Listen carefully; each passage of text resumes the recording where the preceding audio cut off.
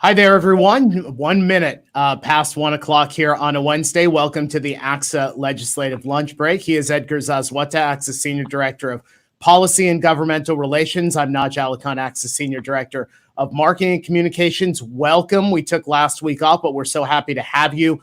Go ahead and jump on our chat, say hello, let us know where you're watching from today. And I saw, Edgar, that we had a couple of people that were waiting for us.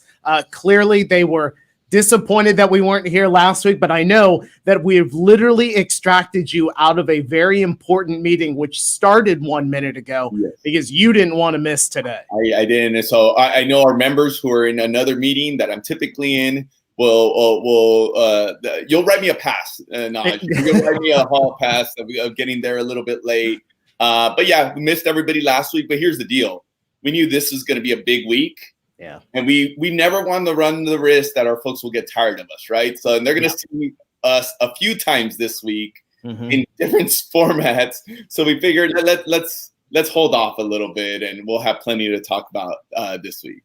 Too much Naj and Edgar doesn't make a whole lot of sense to our viewers and our ACSA leaders here. We'll tell you a little bit more about what we've got programming-wise in just a moment. I want to say hello to Grant and Vivian, Charles and Scott. Gary, so good to have you back here with us today. Sunny Dawn was the first one to jump into our chat. So again, so good to have all of you guys here.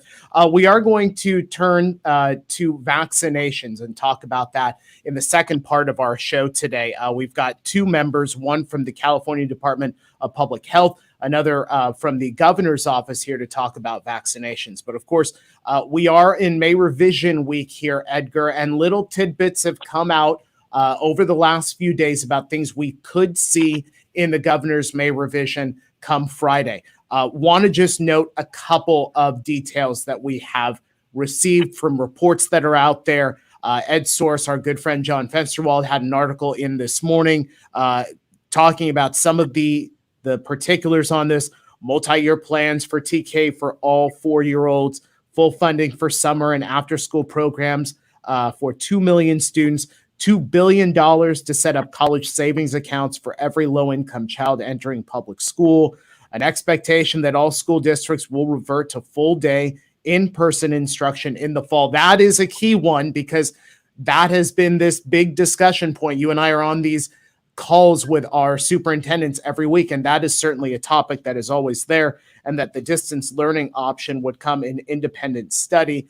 Okay, so let's unpack this because we are coming up, and these are just details that are flowing in days before the May revision comes out, but just from the 30,000-foot view, Edgar, that you're seeing this, what are you seeing? Yeah, well, first I have to say, especially because we have members of the governor's office here, so I think I have to clarify here. Look, some of this information has been publicly reported on. I joke there because, you know, the administration has been great about working with the stakeholders, with partners, about rolling out some of this information that our members are obviously very anxious to hear, not only on the fiscal front, but what's going to happen with distance learning. So they've been good about giving us little tidbits, obviously without trying to break too much news there that's going to come out later this week. But as you noted, some reports have been out there.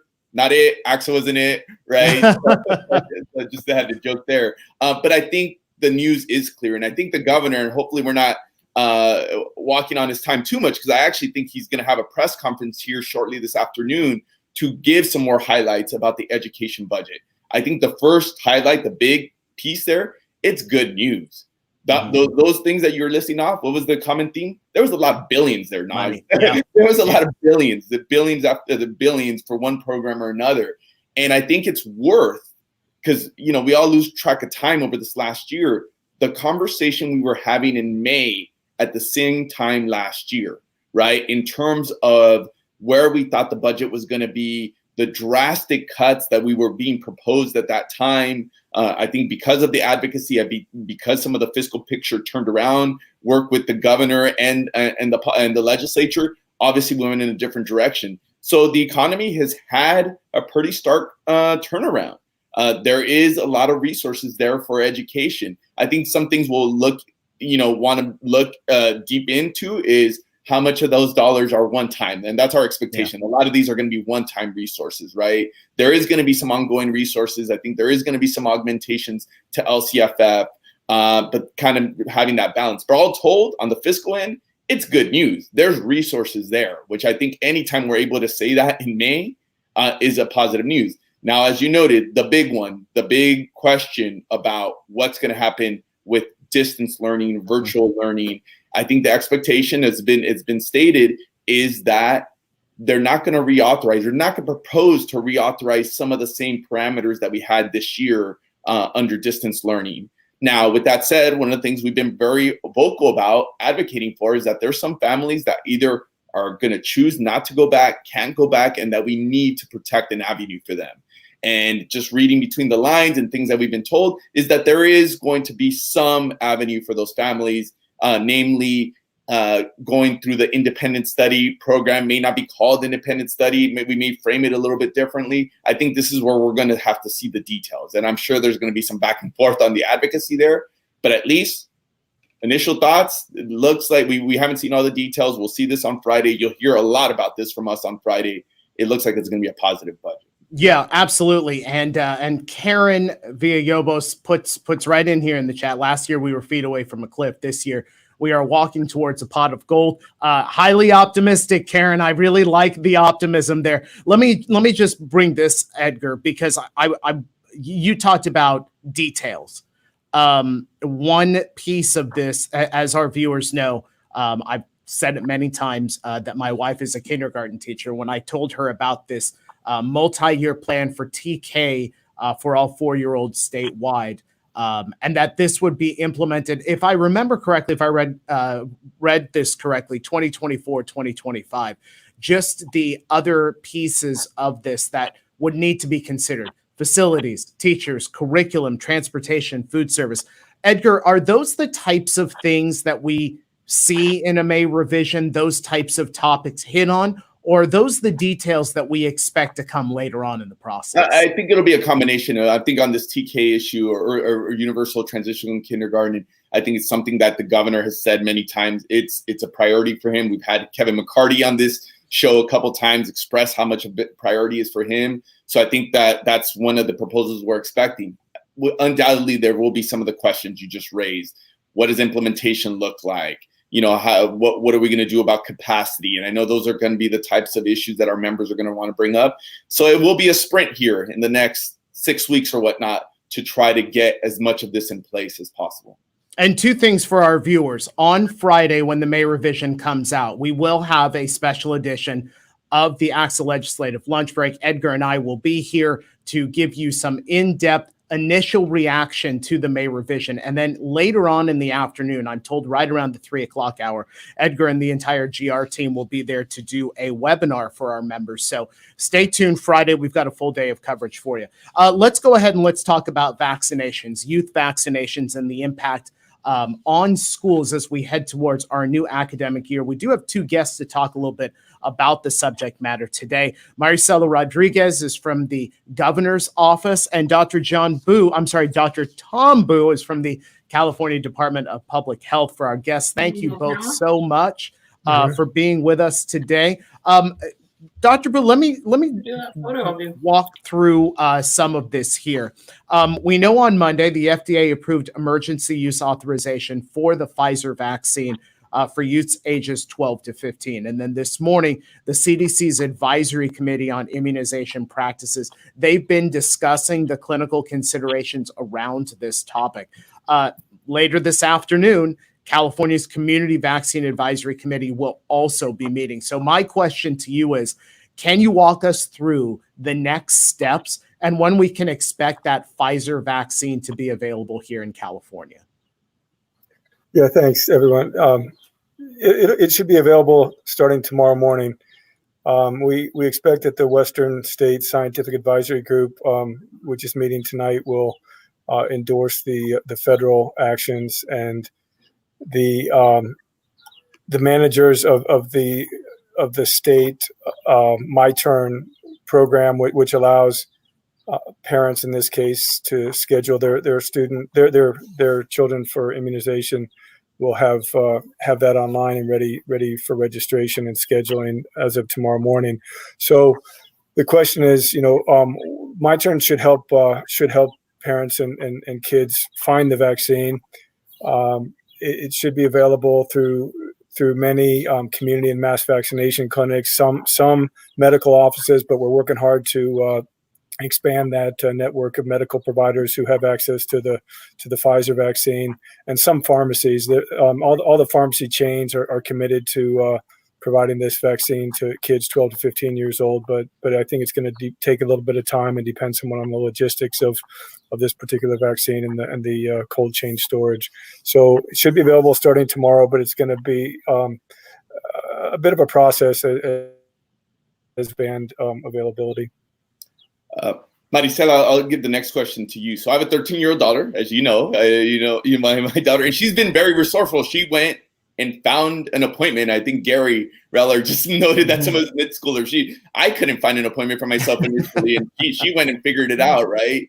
And so I think this question about, okay, what's the next step? As Dr. Vu talked about, it's going to be authorized maybe as early as tomorrow. What can we expect? So both from the school perspective, from a family perspective, will it look any different? Where can community go to access the vaccine once officially authorized?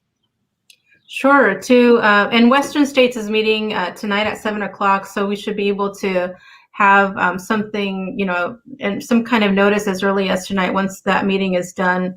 And as Dr. Vu mentioned, it's an additional layer of safety review for us, and so we're excited to have that sort of last step kind of come through for us tonight. So in terms of where folks can go, myturn.ca.gov is the primary place folks should turn to. It's going to be ready to go as early as 8 o'clock tomorrow morning. In anticipation for this action, there's been a lot of planning and preparation, and so My Turn will be ready to go, as Dr. Tom Vu mentioned, as early as tomorrow morning. And then along with that is the phone number, which is 833-422-4255. And language assistance is also available through that phone number, as well as folks who are familiar with My Turn. It's translated into various different languages. And you can also turn to your doctor to ask questions. So we're building off of the existing system and adding, additional providers, looking at partnerships with schools, really trying to expand and build upon what we already have. So folks who are familiar with My Turn and the phone number can continue to leverage those as primary sources of appointment assistance.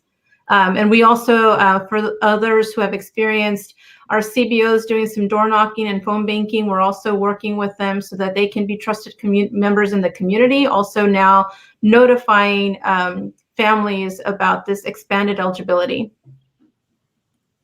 Maricela, I'm going to have both of you respond to this one. So Maricela, I'll have you go first. So we're hearing in the news that we're facing kind of a crossroads right now when it comes to vaccines, with increased supply and really widespread appointments going unfilled.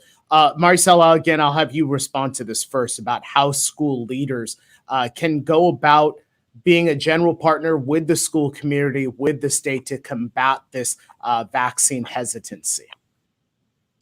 I think primary in terms of combating vaccine hesitancy is trusted messengers are key. So the message is important, but the messenger can sometimes be even just or more important. And so working with, folks who are listening today, serving as trusted messengers. We know that, medical professionals are key trusted messengers, but school staff, teachers, etc., all are trusted messengers. So the messenger component here is really critical. We hope that we can count on this, an incredible and wide range of trusted messengers who will help engage families. Primary concern for folks is, what are the side effects? Are the vaccines safe? Are they effective? And so as we roll out messaging for this campaign, it's going to be focused on fact-based messaging. So again, reiterating the safety and effectiveness of the vaccine and leveraging existing messengers is going to be key. So we hope that we can collaborate with both staff and schools as we continue to roll this new expanded eligibility to include 12-year-olds and above will be really critical in helping us really drive education, outreach, and the activation component. Dr. Boo, can you give me a response to that question? Yeah, thanks very much. And endorse everything that Maricela said, and also would just emphasize that the state, that the Vaccinate All 58 communications team and the Safe Schools for All group can help with messaging, talking points for schools, school districts, and teachers. I think that's very important. The trusted messenger concept. We do know that that schools are right up there behind pediatricians and family doctors as important sources of information for families. And just also would like to stress how important we feel that offering immunization of students and ideally their families in schools is, and for this, making it convenient, offering it in a safe and trusted location. And so would encourage school districts, school administrators to reach out to local health departments, reach out to us in the state for help in setting up, planning vaccination events for students in schools. Ideally, even right now, quickly before they disperse for the summer. But going forward as well, we're very interested in strengthening, building the infrastructure of vaccination in schools. We think it's very important for COVID, but also for other vaccine preventable diseases. Thanks. Dr. Wood, next question, I'll start with you. So obviously our education field knows the importance of highlighting the importance of vaccinations, and we'll discuss some of the challenges there in another question. But forecasting down the road, especially when we're talking about this target audience of 12 to 15-year-olds, I think one of the important things to consider is, okay, how will life change? What are going to be the benefits outside of being protected from COVID? But so many of these restrictions that kids have had to face, what are some of those things that, like, the message of how life will change, especially if we get more people vaccinated? Well, I think one of the foremost things in my mind is simply that schools will be able to function much more normally, and that will allow many parents to go back to work. We know that many parents have still not been able to return to work because they have to be home with their kids who are schooling at home or full or part time. So that's critical, but everything's going to be safer. I mean, family gatherings, and we know that kids can transmit, in fact, particularly older kids, but kids can transmit to adults, and when you're getting together with older generations of your family, and the adults may be vaccinated, but the kids aren't. That's a weakness in the layers of protection there. That we can close by vaccinating the kids, but sports, everything is going to get much better, much easier. And right now, public school sports in California, there's some pretty stringent testing expectations before competitions, and one would expect that with vaccination, we'll be able to back away from some of those requirements, and kids will be able to play with greater safety and with sort of less hoops to jump through, and so I mean it extends across the board to all the social gatherings, birthday parties, to Girl Scouts, Boy Scouts, so all those kind of things. Everything can be done safer and more normally. Let me remind our viewers, if you have questions about vaccinations, the important news about youth vaccinations ages 12 to 15, go ahead and jump into our chat. Drop your question in there for Dr. Boo or from Maricela Rodriguez. We'll go ahead and send those over to them and have them take a look. Let me ask both of you, because one of the things, and Maricela, I'll start with you. One of the things we heard from this morning's CDC meeting is the difference between the rollout for the vaccines initially, when there was a scarce supply and the urgency to vaccinate older age groups was really there, and the climate now, because we're also learning important lessons regarding the lower rates of inoculations for certain subgroups. We've heard that very much in the news, and the need to be equity focused. What is the dialogue here in California about how the state is utilizing the lessons, really the lens going to shape how we communicate the vaccination information for youth and really educate those out in our community? Sure. I think folks have seen that we've made great strides in vaccination rates in California.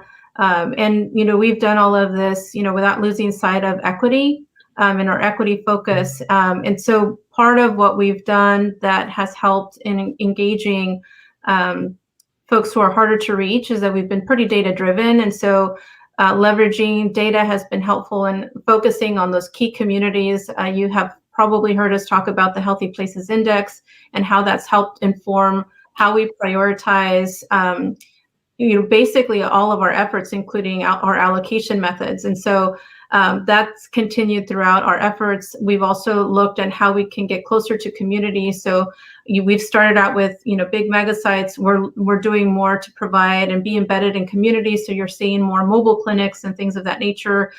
You've also seen a more robust effort from our CBO network, growing that over time. We've made a couple of announcements over the last couple of weeks of how we've grown our efforts.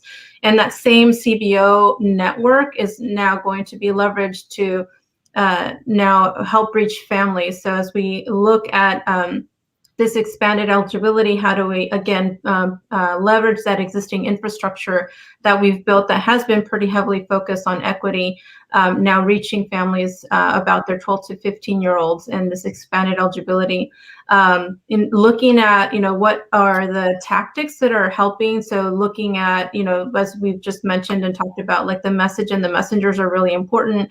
Hesitancy continues to be around, questions, concerns around, the safety and effectiveness, so that, as I mentioned, like really running out with factual information about the safety and effectiveness of the vaccines is going to be super critical. Engaging our trusted network of CBOs and additional messengers that really relate and resonate with this particular community that is really now really about the family unit and children is going to be really important. So looking at all those different layers, looking at how we become more embedded and in community, we've created an information loop with a number of different partners as we started to plan for this, and looking at, what will make a difference for families, where are they looking for, appointments, will it make a difference of where they can get their children vaccinated?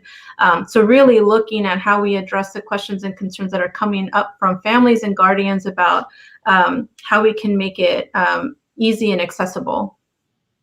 Maricela, I'll go to you first on the next question. Some feedback that we've gotten, obviously people are excited that now we're making vaccines available to young people. With that said, our members represent a very diverse area in the state, right? And we know there's certain communities where that vaccine hesitancy is higher. And I know there is some concern about our members about this issue of trusted spokesperson, especially in communities where their folks may not believe in vaccines, or they might be more hesitant. So any thoughts in terms of what the state can do to help support our members who do want to be part of this effort, but also maybe dealing with different dynamics depending their respective community?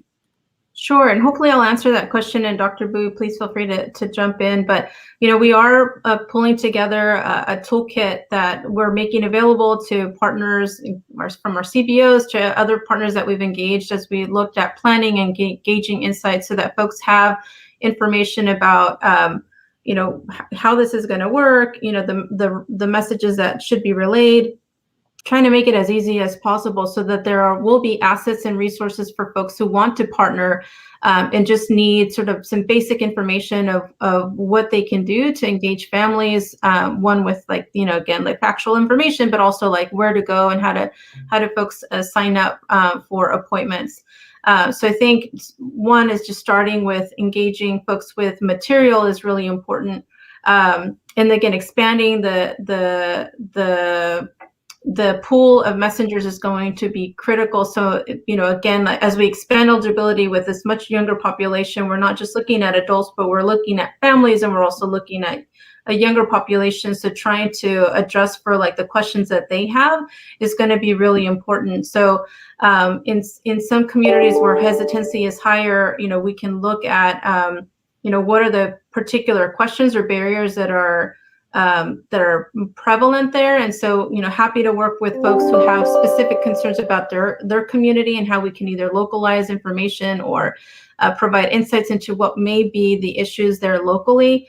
Happy to work with folks on those issues, but trying to expand our messenger pool is going to be really important, and trying to leverage our existing infrastructure is going to be really important, and lessons learned. So having a toolkit for partners on day one is important, so we can all have a collaborative effort on this. So I don't know if that specifically answers your question, but if I didn't, please jump in with a follow-up, or Dr. Tom Boo, just feel free to jump in and also weigh in. No, I think that's helpful. I think in terms of, and I appreciate the support in terms of these toolkits or thinking about specific circumstances. So we know we'll do our best also to share that out as well. We did get a question, and this has appeared twice. Angela Shull, our loyal viewer, and Brenda Francis, also loyal viewers. Let me just hit up Brenda's because it's concise. Any consideration for vaccinating students on campus? And then Angela asks, will they be available on campus? We've heard about testing centers in drugstores and in parking lots. What are the possibilities? Because now we're talking about vaccines for youth 12 to 15, that schools will be used as vaccination centers. Sorry, that broke up a little bit for me, Naj, but the question is, to what extent will schools be vaccination sites? Yes. Yeah. So I think that will depend to some extent on the people in this group today. What we would like to see is between schools and school districts, local health jurisdictions. There are pharmacies that are willing to come to schools and help vaccinate children. In many communities right now, clinics, federally qualified health centers and private medical practices are partnering with schools and health departments get the vaccines and go give the vaccines on campus. It makes a tremendous amount of sense.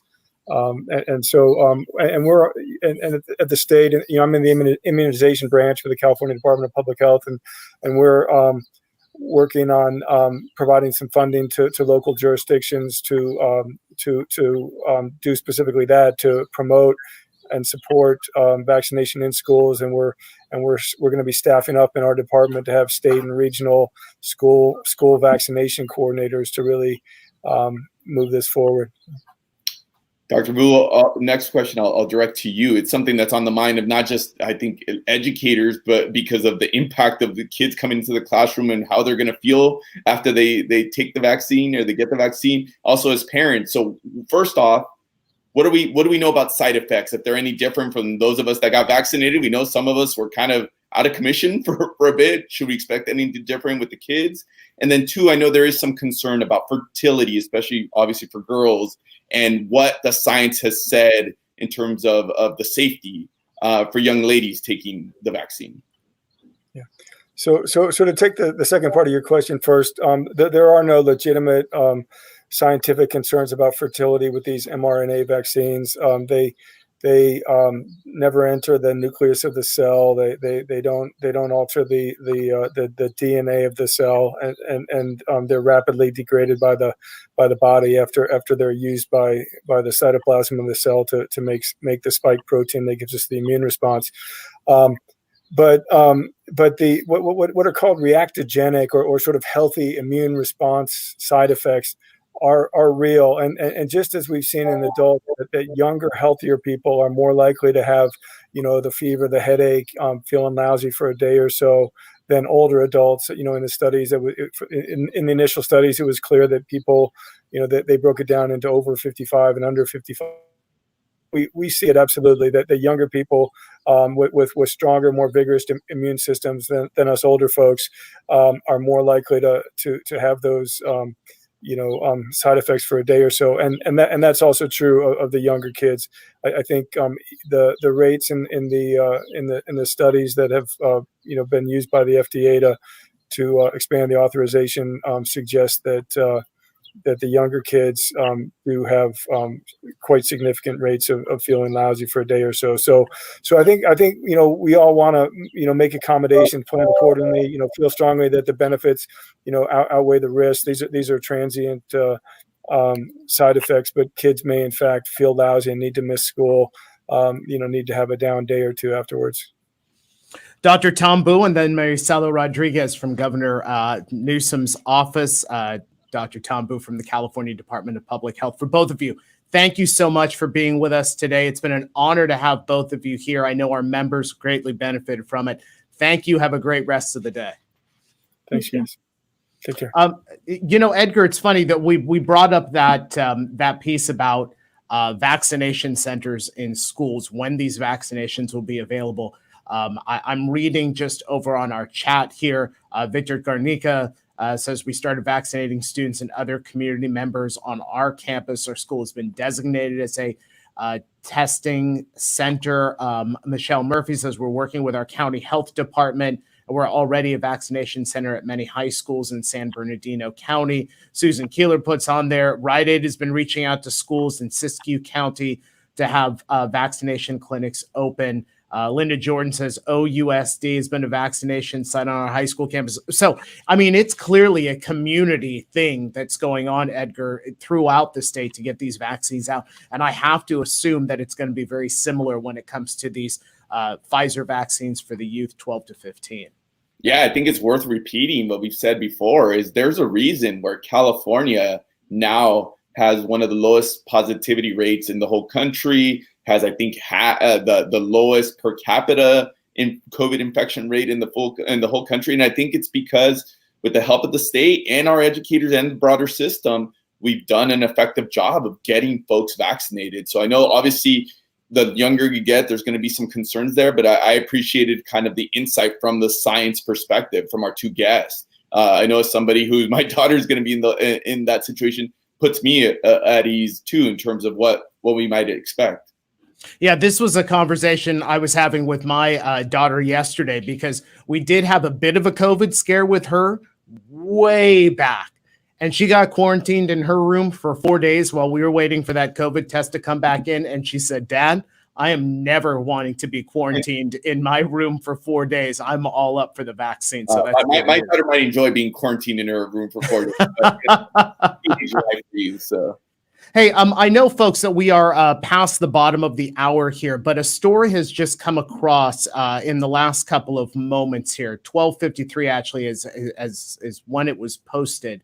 On KCRA, Governor Newsom says the mask mandate to end after June 15th. Let me just read you this initial quote here from KCRA. California Governor Gavin Newsom said Tuesday the nation's most populous state would stop requiring people to wear masks in almost all circumstances on June 15th, describing a world he said will look a lot like the world we entered into before the pandemic. This is, the governor has targeted that June 15th date as the reopening for the economy here in the state of California if the numbers continue to go where the numbers are trending right now. This is certainly an important piece of information, Edgar, as we see him talk about the expiration of this mask mandate. Any thoughts to what we'll hear from this over the next couple of days and what we may hear about this in the May revision? Yeah, once again, big news. I think we get lucky here. Sometimes we're on the air when some of these things come out. It's funny because we got a question earlier that we were going to touch on. We had already been engaging CDPH on this question about when to expect that some of the mask mandates as it relates to schools may be adjusted. I know it's a question we've gotten from our members, and they've told us that they are in the process of reconsidering all of this. I think the governor has made some views even going a little bit farther than that. I think there'll still be some questions if we're going to be consistent with what we've been hearing is as we protect the population that aren't vaccinated, right? At some point, it is only going to be our students are going to be the only population that at least large numbers aren't vaccinated. So I know our members are going to have that question. Does this apply to all? Does this only apply to individuals that are vaccinated? I know we got some questions about vaccination cards. all this means, Naj, is we're going to have a lot more to talk about. They've just given us a lot more content weeks and months to come here. You know what? As you were talking, the number of questions that started popping into my head just from the educators in the classroom standpoint of it, especially those in the primary grades, and how this expiration of this mask mandate may impact them specifically in the primary grades, because they are having a lot of one-on-one interaction with the younger students, those ones who will not be vaccinated at that point. So stuff to talk about on that. Folks, a reminder for you, coming up on Friday, we've got a full day of coverage for you on the May revision. We'll be on when the May revision is out, when the governor has stopped talking, right around lunchtime, but we may come on at our normal 1 o'clock time here with a special edition of the ACSA Legislative Lunch Break. And then later on in the afternoon, Edgar and the entire GR team will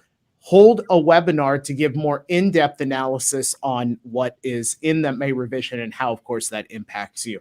Edgar, busy day, busy rest of the week. Good to see you, man. Yeah, we'll see more of our folks later this week. Always good being here with you, Naj. And thank you, folks, so much for being with us here on the ACSA Legislative Lunch Break. Remember, be with us on Friday for our special edition. We'll have wall-to-wall coverage on the May revision coming up. Have a great rest of the day, great rest of the week. We'll see you next week.